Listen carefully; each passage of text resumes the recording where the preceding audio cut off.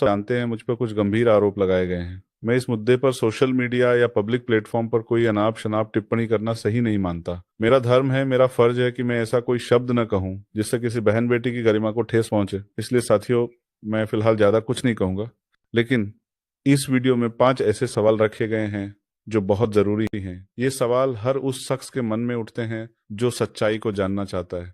आप सबसे विनती है, इस वीडियो को आखिर तक देखें, समझें और सोचें, और जितना हो सके इसे अपने व्हाट्सएप ग्रुप्स और सोशल मीडिया पर शेयर करें ताकि सच्चाई हर इंसान तक पहुंचे। और हाँ, हमारे छोटे भाई के चैनल को लाइक और सब्सक्राइब करना मत भूलिएगा। यही हमारी ताकत है, यही हमारी आवाज़ है। जय भीम। आज मैं सामने रखूंगा कुछ ऐसे सवाल जो किसी शोर में नहीं दबेंगे, सवाल जिनके जवाब देने से शायद खुद रोहिणी का भी पसीना छूट जाएगा। ये सवाल किसी की बनाई कहानी नहीं, ये वो सवाल हैं जो हर उस इंसान के दिल और दिमाग में उठ रहे हैं जो सच जानना चाहता है, जो पर्दे के पीछे की हकीकत देखना चाहता है। ये सवाल सिर्फ इल्जामों का पर्दाफाश नहीं करेंगे, ये सवाल उन तथाकथित सबूतों की सच्चाई को भी नंगा करेंगे जिन्हें दिखाकर साजिश की बुनियाद रखी जा रही है। जब किसी पर इल्जाम लगाया जाता है तो सच जानने के लिए जरूरी होता है हर पहलू को सुनना। तो सुनो, सोचो और खुद फैसला करो। पहला सवाल, अगर तुम्हारे आरोप सच हैं तो अब तक तुमने खामोशी क्यों ओढ़े रखी थी?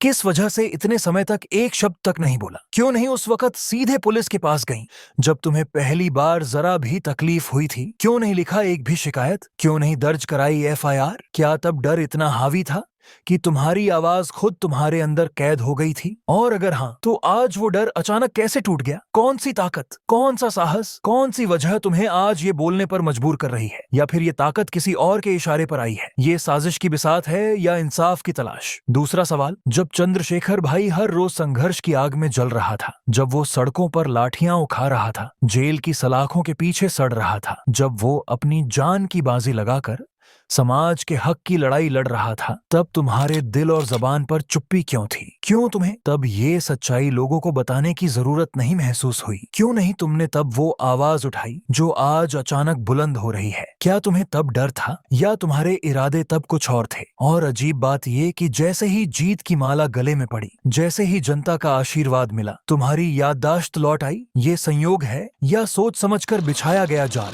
तीसरा सवाल, तुमने जो चैट्स, तस्वीरें और दावे सोशल मीडिया पर परोसे हैं, क्या तुम्हें खुद उन पर भरोसा है? क्या तुम तैयार हो इन्हें कानून की कसौटी पर लाने के लिए? क्या तुम चाहती हो कि इन चैट्स और तस्वीरों की फोरेंसिक जांच हो ताकि देश सच जाने असली है या तुम्हारे किसी साजिशकर्ता की बनाई हुई नकली कहानियां? क्योंकि सच तो वही होता है जो जांच की कसौटी पर खरा उतरे। क्या तुम्हारे पास इतनी हिम्मत है कि इन्हें अदालत में रख सको, या फिर ये सब दिखावे का शोर है जिसकी हकीकत खुद तुम्हें भी मालूम नहीं? चौथा सवाल, अगर तुम्हारा मकसद सच में इंसाफ पाना था तो फिर कानून का रास्ता छोड़कर तुम सोशल मीडिया की अदालत में क्यों पहुंची? क्यों नहीं तुमने कोर्ट की चौखट पर दस्तक दी जहां सच और झूठ का फैसला सबूतों से होता है, शोर से नहीं? क्या तुम्हें कानून पर भरोसा नहीं था, या तुम जानती थी कि तुम्हारे दावों की हकीकत वहां टिक नहीं पाएगी? क्यों तुम्हें देश की अदालतों से ज्यादा यकीन लाइक्स, कमेंट्स और सुर्खियों पर था? क्या तुम्हें इंसाफ चाहिए या बस वो चकाचौंध जो किसी की इज्जत मिट्टी में मिलाकर हासिल होती है? पांचवा सवाल, तुम कहती हो कि तुम्हें शादी का वादा किया गया था, तो फिर कहां है वो सबूत? कहां है वो ऑडियो, वो वीडियो, वो दस्तावेज जो इस दावे को सच साबित करे? कहीं ऐसा तो नहीं कि ये सिर्फ तुम्हारे शब्द हैं